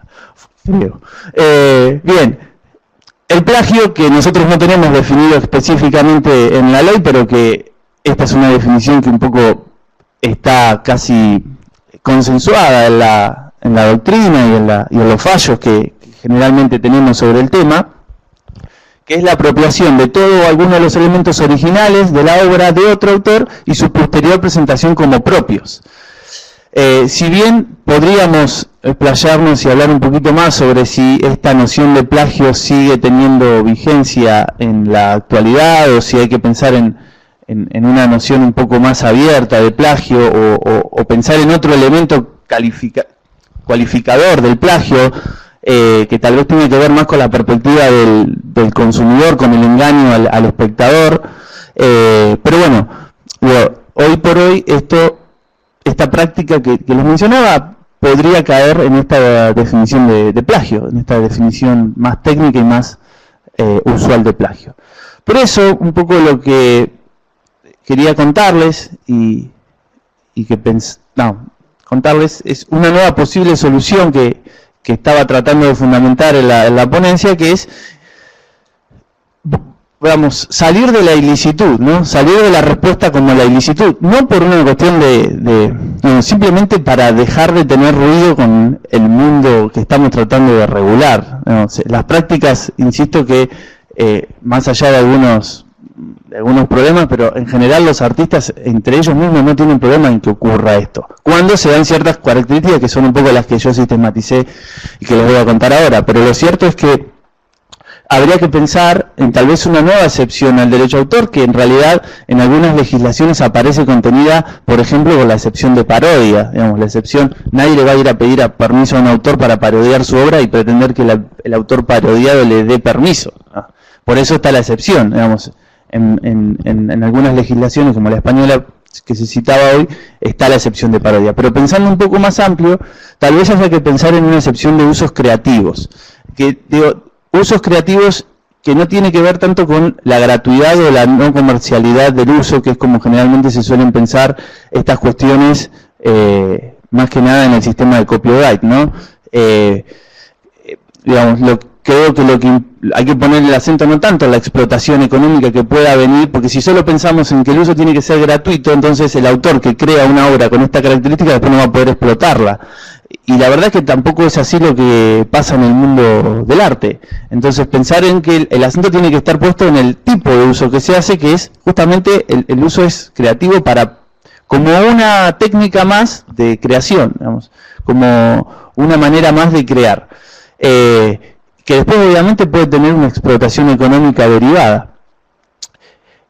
Y creo que podría tener esta excepción construida un poco digamos, de lo que, no es que esto sale de la nada, valga que estamos viendo la originalidad, sino que es un poco las cosas que se suelen tolerar, ¿no? En otras partes del mundo también, y sobre todo en el sistema norteamericano.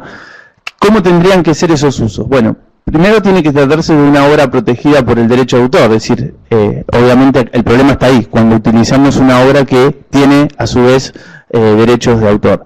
Por otra parte, esa utilización tendría que constituir una resignificación, que es esto lo que, digamos, descartar la idea de una copia servil. Ahí sí que hay plagio y así hay una defraudación a los derechos de autor, pero en general cuando hay buena fe, de lo que se trata es de resignificar la obra previa, de hacer una nueva lectura, de generar un sentido nuevo de aquello que ya estaba creado, para contradecirlo, para parodiarlo, para reafirmarlo, es decir, para lo que fuera, pero es un sentido nuevo, hay un mensaje nuevo.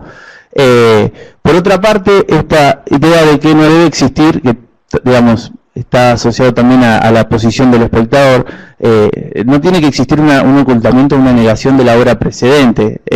La característica fundamental de los intertextos es que la obra previa, la obra precedente está presente y no se oculta, está más o menos evidente, pero está presente, es decir, no tiene que haber un engaño, ¿no? La idea de presentar como propio algo que no es propio. Y por otra parte, esta idea de generar una obra nueva, es decir, aunque acá también tenemos toda la corriente apropiacionista, el apropiacionismo es un movimiento que no es nuevo ya, pero que lo que consiste básicamente es en presentar una reproducción idéntica de una obra nueva. Hace poquito tuvimos aquí en Buenos Aires, no sé si no está todavía, dos exponentes, de este movimiento apropiacionista en Malva, que, bueno, básicamente lo que se trata es sacar una foto a la foto, entonces, y presentar eso como una obra. Ya es complejo eso, me hace doler la cabeza. Pero bueno, lo cierto es que fíjense que ya lo tienen tan resuelto que van más allá inclusive, no solo no generar, o sea, no solo resignificar, sino inclusive resignifico presentando como propia una obra que no es propia.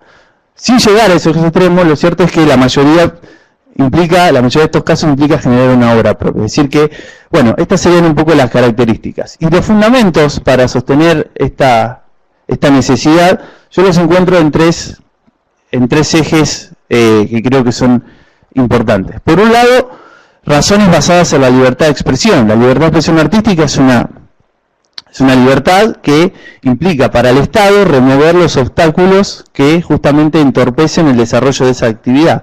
Siendo al plano artístico, uno podría pensar que Khadjagian, por ejemplo, al no poder hacer esa obra porque tiene reglas de derecho de autor, reglas jurídicas y reglas internas que le impiden hacer eso lícitamente y sin ninguna consecuencia, podría pensarse que eso es una afectación a la libertad de expresión, digamos, como cualquier otra regla que pudiera tener el Estado, por ejemplo, en materia de libertad de prensa. La libertad de expresión artística está obviamente súper reconocida, inclusive por la Corte, ¿no? También hay razones basadas en el derecho al acceso al arte y la cultura. El derecho al acceso, que también está súper fundamentado,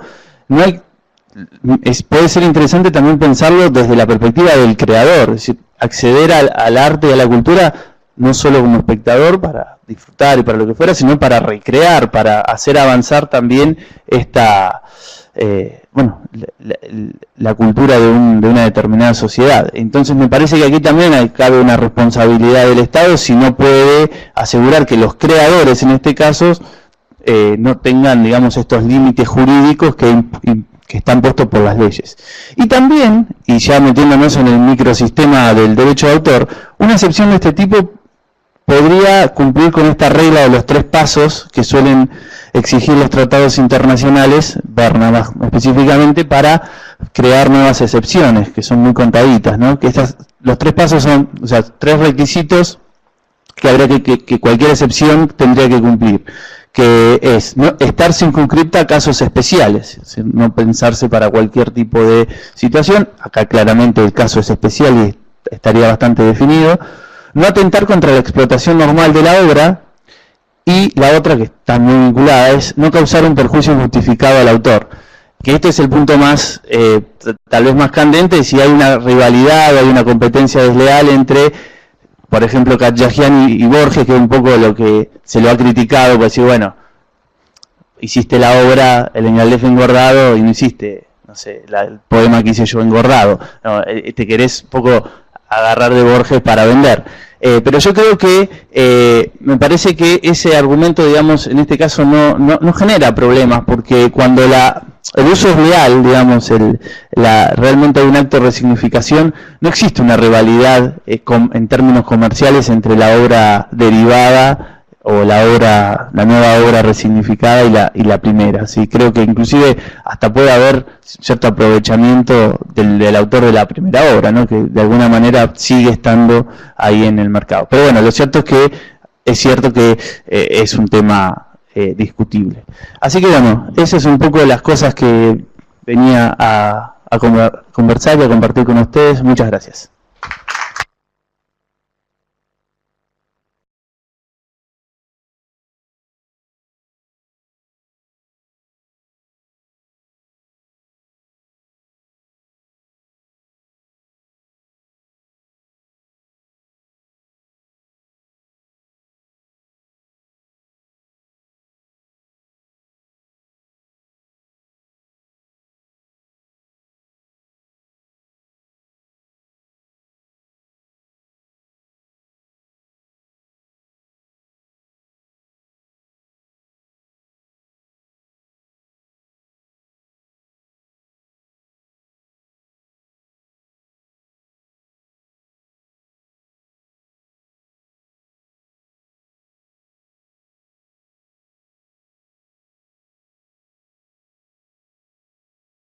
Bueno, muchísimas gracias a los tres expositores, ha sido un gran placer escucharlos y un orgullo inmerecido que siento porque haya tan buenos trabajos en la Argentina, la verdad sea dicha, trabajos de punta y sobre temas de punta. Da orgullo inmerecido, pero no tiene nada que ver con eso, pero no importa, me enorgullece igual. Así que gracias por este espacio de pensamiento tan profundo y crítico a la vez en el mejor sentido de la palabra, no de crítico, de que criticamos al derecho de autor, sino en términos de repensar los institutos jurídicos. Entonces tengo preguntas para los tres por igual. A Mauro, que es el que empezó, me quedé pensando mucho, bueno, vos obviamente basaste tu análisis sobre todo, trabajaste sobre el derecho de propiedad, el caso que diste sobre Borges, en particular lo viste desde la perspectiva de la viuda de Borges administrando el derecho de propiedad de Borges, y yo me preguntaba sobre el otro derecho que es el derecho de integridad de la obra, porque en algún sentido también a mí me da la sensación de que está como avanzando mucho es notoria, digamos, el avance de reclamar alguna preservación de la obra en el sentido que a la obra le haría daño que aparezca el Aleph engordado, no a Borges, porque está claro que a Borges no le hace ningún daño que aparezca un profe de filosofía o de literatura que haga el Aleph engordado, nadie se lo confunde, no admite ninguna, ¿no? Pero a mí también lo que me preocupa es que yo veo mucho, y te quería preguntar la opinión, un uso no solamente del derecho de propiedad en el sentido que vos lo nombras, sino en el derecho de la integridad. Si hay determinada canción y yo tengo determinadas ideas políticas, no puedo usar la canción por la integridad de la obra, como si a la obra le hiciera daño, a la obra en sí, daño el uso o consumo que yo pueda hacer de la obra. Digo, otro es el autor, por decirlo de alguna manera, pero la obra ya cosificada a un nivel tal en el cual yo daño la obra porque canto mal o porque tengo ideas políticas o porque quiero hacer por ejemplo, una versión erótica de alguna obra de teatro, entonces el autor considera que no respeto la integridad de la obra, en algún sentido, ¿no? Entonces quería preguntarte en particular por la relación entre cuánto sentís vos que hay derecho de propiedad preservando la obra y cuánto derecho de integridad. Perfecto. Para Alejandro tenía la pregunta de, vos hiciste muy bien, una excelente presentación sobre la descentralización. Entonces yo quería preguntarte si no es llamativo, nos llama la atención que en semejante nivel de descentralización también haya un tanto nivel de concentración, porque en definitiva hay un Facebook, un Google, un Netflix, un Spotify, ¿no? Como uno por categoría. Entonces mi pregunta era, ¿no? De alguna manera no es llamativo que con semejante, digo, porque la expectativa sobre Internet era que íbamos a romper, íbamos a descentralizar y desconcentrar. Entonces quería preguntarte tu opinión en relación a ese fenómeno simultáneo de descentralizar y al mismo tiempo concentrar, que es notorio. Y para Ezequiel tenía una pregunta, me encantó el uso, la excepción de usos creativos, Pero tenía una pregunta que tenía que ver, malita la pregunta, ¿en qué se diferenciaba con el uso justo, por ejemplo, con esto del fair use que existe en Estados Unidos, ¿no? Si el tuyo no era inclusive con más sex appeal, pero más restringido. Mi miedo es que tu uso creativo sea menos que un fair use. Y entonces yo desde las políticas públicas diga, mira, me encantó, podemos como estrategia ir por un uso creativo primero, que sería como un derivado sin pedir autorización, pero tal vez la pelea más grande sería por el uso justo.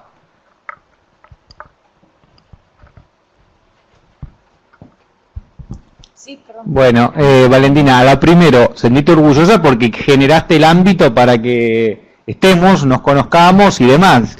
Muchas veces el investigador trabaja un poco solo, ¿no? En su rinconcito por ahí, y cuesta, al menos en el ámbito nacional, charlar o encontrar un foro, un ámbito para charlar de estas cuestiones, ¿no? A la pregunta concreta, ahí hay varias cosas. Si uno analiza, o desde la perspectiva que yo lo hice, docente, académica, siguiendo una metodología en ese sentido, desde mi perspectiva está muy claro que la integridad es un derecho personal, ¿sí? Y esto es personal, intransmisible y demás. Entonces, a ver, siguiendo un poco Ezequiel, cada autor tiene su versión personal de lo que a él lo afecta, agravia y demás. Entonces, esto no puede mirarse ex post, no puede mirarse de afuera, y no puede haber ningún otro sistema o microsistema jurídico, como puede ser el sistema del derecho de las sucesiones, para generar que una viuda, por más respetable que sea, diga, esto le afectaría porque yo lo conocía mucho y esto lo afectaba. Si él no lo dijo en vida, si él no lo dice, distinto es si esas acciones judiciales se hayan empezado, y eso nos permite hacer un paréntesis. Él manifestó claramente que eso lo ofendía, lo afectaba. Con razón o sin razón, lo resolverá la justicia. Y eso nos permite hacer una línea divisoria muy clara que hay que marcar. El mundo transcurre fuera de la justicia. Yo trabajo hace 20 años en la justicia federal, y cuando yo empecé esto, costaba mucho explicarle a los jueces federales, a cierta, que son producto de otra época, que son producto, explicar este tipo y llevar adelante, y la justicia, los fallos son disparatados, porque son el producto de nuestra formación como abogados, romanista, cosificadora, económica. ¿Cómo se hacen los abogados después? Fiscales, jueces y demás. ¿Qué se le presenta al sistema judicial? Se le presenta este tipo de reclamos. Y el sistema judicial después, ¿qué hace? Y hace disparates con eso. Es decir, casi es un camino trazado en cada uno de los... ¿Por qué hay sentencia contradictoria? No porque tengan un análisis profundo que uno pueda respetar, sino porque dicen cualquier cosa en base a que Ulpiano decía tal cosa. Imagínense resolviendo esto con una cita de Ulpiano entre Proculellano y... Está claro que el señor ya atrasó, está claro que ese fallo no está... Mira, ¿cómo va a analizar Facebook desde esa perspectiva? Y eso es lo que uno advierte en los fallos y en las situaciones. Miren, por ejemplo, que el caso de Calagiani en Kodama, básicamente lo procesaron penalmente por defraudación. Y en los libros él los transmitía gratis. Ni siquiera sabían decir, ese es el ámbito, todos los delitos o la parte patológica del derecho de autor va a delitos de defraudación, estafa, plagio y demás, ¿no? Es decir, miren dónde están ubicados. En breve sale el nuevo Código Penal, siguen ahí, ¿no? En ningún momento se los cambió y se advirtió, pero esto no tiene nada que ver con robo, esto no tiene nada que ver con delitos contra la propiedad. Y alguien lo dice en un foro, y la gente mira como diciendo, en el ámbito de no importa. Nos importan otros delitos, esto no importa, ¿no? Hasta que después se presenta un caso y alguien tiene que decir, pero si esto lo veníamos diciendo, no era tan difícil, ¿no? No era tan difícil, desde mi perspectiva, decirle a la señora Kodama, mire, el derecho es de él. Si el señor se sentía orgulloso, bien. Si el señor Borges se sentía afectado, lo tenía... Si el autor le encanta que otro autor siga su obra, este es el caso, a ver, está súper estudiado en España, en Francia tienen un derecho que es el derecho de participación. Hay un atelier donde hay el pintor que es la cabeza y tiene 20 ayudantes. ¿Y cómo pintan los ayudantes? Con su impronta personal, pero siguen el estilo del maestro. Desde Leonardo da Vinci para acá todos han seguido a su maestro. Entonces está claro que la integridad, la originalidad única no existe. Entonces, si resaltamos la idea de que son derechos morales de estas personas y que cada uno hace uso de esos derechos morales como le parezca, puede haber reclamos de alguien que se considera ofendido por sus inclinaciones religiosas. Vos dijiste, usan una obra en un sentido con una connotación sexual que tal vez mi sentido religioso me lo impide. Bueno, y ahí tendríamos un caso difícil, ¿eh? Ahí tendríamos un caso difícil. ¿Por qué? Porque puede, sensiblemente haber sido afectado el autor porque le cambiaron el carácter religioso de la obra que él había hecho, ¿no? Hay un caso hace unos años muy interesante, un autor clásico español, creo que era un Goya. 2 norteamericanos compraron un Goya en España y se lo llevaron ilegalmente a Estados Unidos. Y hicieron un programa, una especie de reality que era ensuciando a Goya. Entonces había gente que iba con pintura, se le daba frascos, globos de pintura y había que tirarle al cuadro. El cuadro lo habían comprado millones de dólares. Y después cuando terminó esto, lo subastaron y valía mucho más. A tu tema de cuánto vale esto, porque era el Goya ensuciado y la trascendencia. Entonces, bueno, es un jam puro, ¿no? Es decir, obviamente el Centro Cultural Español y los derechos que arruinaron una obra que ya no es irreproducible. Obviamente alguien tiene que defender a Goya, ese es otro gran punto, ¿no? ¿Qué pasó con autores o con obras clásicas, autores célebres, que alguien... ¿Por qué? Porque fíjense que todos los delitos son de orden público, pero no hay un caso, yo llevo 20 años en la justicia federal, no hay un caso donde un fiscal o el Estado se haya dicho queremos defender a José Hernández Martín, queremos defender a tal autor. Si no aparece alguien subjetivamente vinculado por algún derecho directo, económico, que dice, ay, ahora yo quiero sacar unos pesos de acá, nadie defiende a la cultura. No hay un caso motorizado por el Estado o en protección del acervo cultural o demás que al menos yo conozca. Entonces está claro que era moral y que el único interés era del artista, ¿no? Bueno, creo que... Clarísimo. Sí, es una de las paradojas de la libertad de la información. Por eso me pareció adecuada la palabra que utilizaron en el Media Lab de broadcasting, ¿no? O sea, está todo ahí, digamos. Entonces, han servido todas estas grandes organizaciones o corporaciones porque han mostrado un modelo que funciona, que es el de la organización, ¿no? Organizar audiencias, darte a vos lo que necesitas, facilitarte el uso y demás, pero evidentemente aquí toman más fuerza los que más fuerza tienen. Pero al mismo momento, digamos, hay una enorme tensión entre los distintos sectores, digamos, por eso decía, el usuario es fundamental, pero somos seres individuales que no tenemos ninguna fuerza, como acaba de decir él, ¿no? Pero entonces, yo lo que siento es que sí, hay una enorme concentración porque ha quedado demostrado que la información quiere ser libre. Entonces, me apropio, y entonces cuanto más fuerza, más tomo. Pero por eso me gustó poner los ejemplos de este navegador que se llama Brave o el nuevo modelo de Kim.com, en donde ellos facilitan sus herramientas para la gestión individual, porque lo que hizo Amazon es fantástico en términos del libro electrónico, pero todos los autores dicen, si no vendiste 100, no te pago. Pero vendí 90, no, tenés que vender 100. Entonces, es en ese caso mucho más grave porque se apropian de un dinero que el otro debería haber percibido. Entonces, cuando empiezan a surgir estas cosas que no son justas, aparecen los casos en donde se busca, y la verdad que creo que uno de los modelos brillantes es el de software libre, en donde uno dice, bueno, esto lo pueden usar todos. Si vos lo modificaste, llevas una parte, pero después tenés que... Entonces, estamos en el momento de concentración, pero la tensión es tan fuerte que esto va a implosionar en algún momento, creo, esperemos, y va a haber una desconcentración. Esperemos, porque es el espíritu que todos esperábamos y todos queríamos de Internet, básicamente. Hoy es un territorio libre en donde todos somos cazadores, cada uno caza lo que más puede, y cuanto más grande sos, más grande la pieza. Pero lo mismo que él decía, digamos, los individuos, como es el artista plástico, un ser solitario, etcétera, etcétera, siempre es el último, y en este caso lo equiparo con los usuarios, y bueno, nos tenemos que organizar, complicadísimo, pero empiezan a haber plataformas de uso colectivo gestionadas desde distintas organizaciones. Creo que vamos hacia una descentralización de hecho, en donde la gestión de los derechos de autor van a ser justas y cada uno va a cobrar lo que se supone que deben cobrar. Bueno, gracias.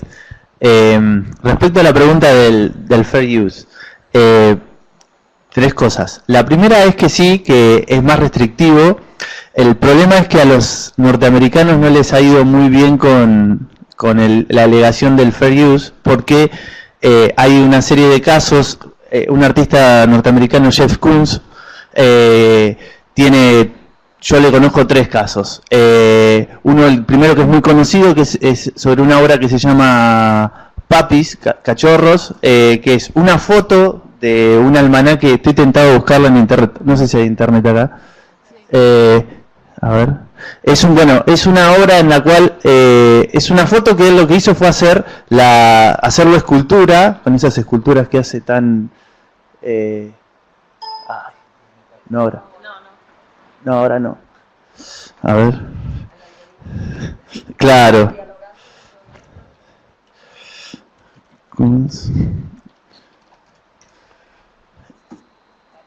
Ahí no me sale la imagen. Esto, ¿bien? Este caso llegó hasta la Corte de Segunda Instancia en Estados Unidos, y lo que alegaba Art Rogers, es el fotógrafo de esta primera obra, que aparentemente, por lo que indagué, es como una obra muy clásica de almanaque, como los almanaques nuestros de... Claro, exacto. Y entonces, parodiando, hizo 3 copias de esta que las vendió miles de millones, obviamente. Entonces Art Rogers lo demandó, y lo que alegaba Jeff Koons es uso justo. Entonces, digamos, en los casos no le va bien porque tiene que terminar pagando. Inclusive en el autor había pedido daño punitivo, porque bueno, ya era una práctica usual.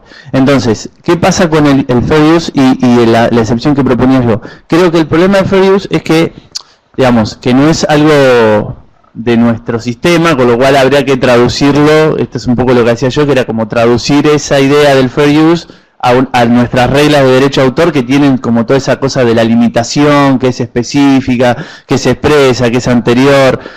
Pero creo que tiene la ventaja eso en estos casos, de que el artista la tiene más fácil, porque el problema en estos casos es que alegar el fair use está como la carga la tiene el autor, el artista, que tiene que probar que se cumplen estos 3 requisitos, y en cambio en la excepción en el sistema continental es como más fácil, porque invocás, decís, bueno, cumplo estos 4, que son lo que tengo que... y el otro tiene que probar que esto no está así. O sea, digo, en sí es como... es casi lo mismo, o ahí, es como una traducción que hacía de eso. Pero es cierto que no les va bien a los artistas en Estados Unidos, porque hay varios casos, que ahora no vamos a ver, pero en general suelen tener condenas en contra. Porque no consideran que hay uso justo, porque como hay una explotación, esto ha vendido muchos millones, claro, entonces ahí no le rechazan la excepción.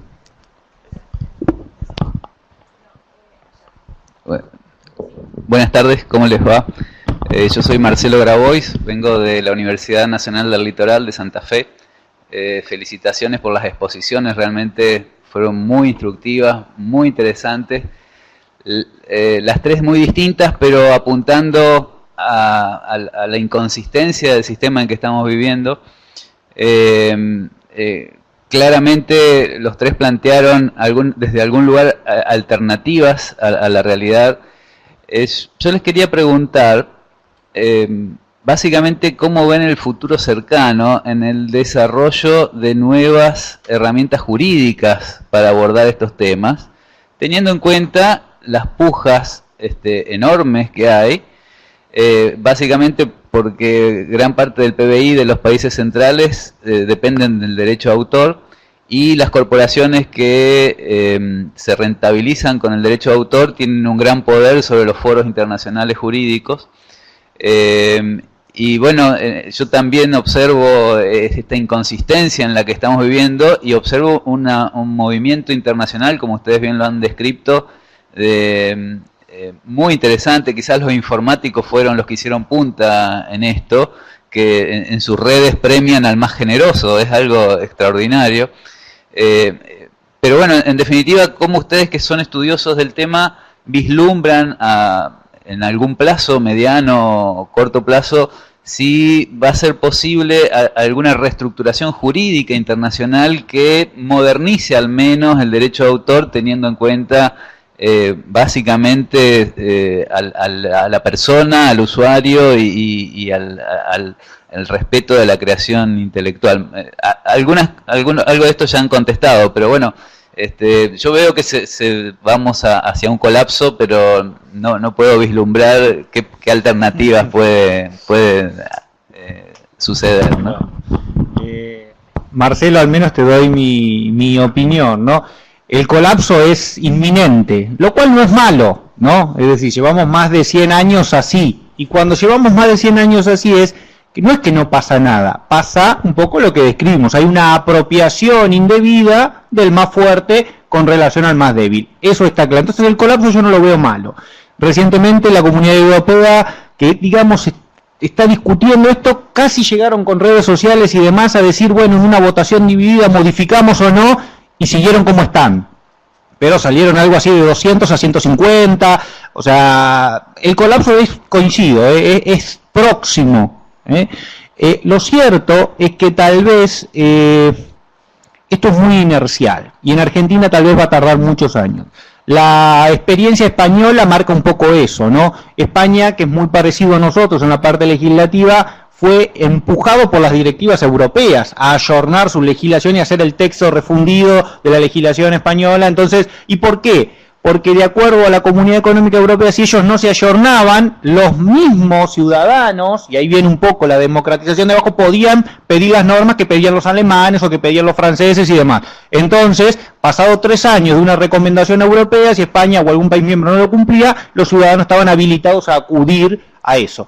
Parece que, hoy cité a el Martín Fierro, ¿no? Parece que el fuego tiene que venir de abajo, es lo que nosotros tratamos de hacer en la universidad al menos. Si los estudiantes empiezan a tener conciencia de esto, si los futuros abogados empiezan a difundir esto, si los propios autores, intérpretes, artistas empiezan a elevar su voz, tal vez venga de ahí. No va a venir de las corporaciones, claramente, porque así como están, es como lo señalaba Alejandro, ¿no? Es decir, el más fuerte impone sus reglas. Y uno va a la industria editorial y si tiene el mejor libro te ofrecen el 10%. Se lleva más el que imprime, ¿no? El imprentero, volvemos casi a la Edad Media con el privilegio de impresión de los reyes ingleses al dueño de la imprenta, que el autor. Y vale más el valor de la hoja. Entonces, evidentemente está mal, ¿no? Es 10% el negocio editorial, 10% al autor, 40% al imprentero y 50% al editorial. Y uno tiene que darle las gracias, ¿no? Es decir, para que te publiquen un libro. Entonces, evidentemente el sistema va a implosionar. Brevísimo, porque es un tema muy técnico, del cual advertí que era excéntrico, pero yo creo que la organización de este seminario con lecturas no unívocas es un paso importantísimo. Por supuesto que las organizaciones de la sociedad civil cumplen, la Fundación Vía Libre y demás, son luces que se ponen sobre el problema y que de alguna manera están, como se llama, tratando de equilibrar un poquito este desequilibrio. Pero de todos modos, como yo creo que hay una diferencia muy grande entre lo que son los derechos de autor generados por artistas o intelectuales y demás, con los derechos de propiedad intelectual generados por corporaciones, digamos, ¿no? Ahora se está hablando mucho de la guerra comercial entre China y Estados Unidos, y el origen, por lo menos así fue planteado, fue un problema de propiedad intelectual. Digamos, los chinos fueron inteligentísimos, porque tienen una mirada a largo plazo, y dijeron, te fabrico lo que quieras, Apple, Boeing, robótica, etcétera, baratísimo. Hubo una transferencia de conocimiento y después empezaron a fabricar mejor que los Estados Unidos. Se enteraron tarde. Ahora, es una lucha entre gigantes en la que, digamos, nosotros los ciudadanos de a pie no podemos ni opinar, pero sin embargo las organizaciones como Flaxo, que crean y trabajan sobre políticas públicas, tienen un papel determinante acá, ¿no? O sea, creo que lo que acabas de decir de esto viene de abajo puede servir en los casos específicos de los derechos de autor, en donde son creaciones artísticas y donde son las creaciones que se pueden decir que pertenecen a la comunidad porque están en el campo de lo espiritual, por llamarlo de alguna manera, ¿no?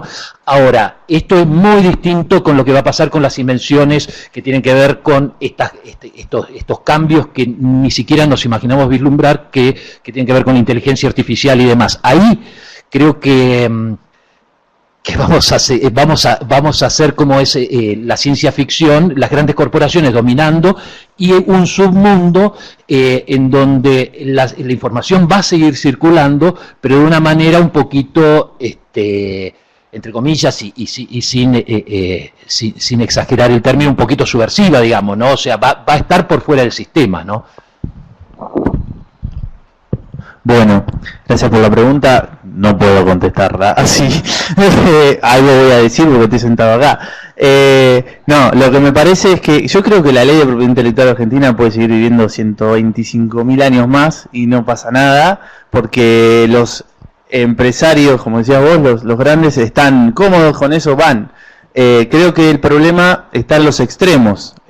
Por un lado, los usuarios, que nunca, o sea, algo que es llamativo, no es llamativo, pero en los regímenes de derecho de autor, el usuario no está considerado, o sea, es alguien que está fuera de ese sistema. Creo que un cambio interesante que, digamos, no sé si, creo que no hay tiempos en este momento político para que eso se dé, pero sí es ver cómo el usuario entra al sistema, porque es parte, digamos, hoy es señalado como el problema, digo entre paréntesis porque creo que ahí no está ahí el problema, pero no está en el sistema. Y por otro lado, el autor también ya es un extremo totalmente frágil y débil, entonces el medio, los distribuidores, las plataformas están cómodas con estas reglas y creo que no van a, digamos, se adaptaron, ya está, los tratados de los 90 de la OMPI le acomodaron ahí el sistema y, digamos, me parece que sí es, digamos, hay que fortalecer, o lo ideal sería desde estos espacios pregonar que se fortalezcan. Los extremos es el usuario y los autores. Los autores, ¿cómo los fortalecemos? En mi humilde opinión, creo que es mediante gestión colectiva o mediante colectivización, digamos, de alguna manera que pueda hacer frente a lo que ya está, como decía ella, que es, bueno, es uno. Si nosotros somos 55 millones de uno, no hacemos nada contra ese uno. Pero sí que creo que no sé si es tan urgente la modificación. Digo, no sé si los tiempos políticos son o tienen en agenda modificar, porque el sistema sigue funcionando perfectamente. Bueno, acá tenemos una pregunta de un estudiante de la maestría.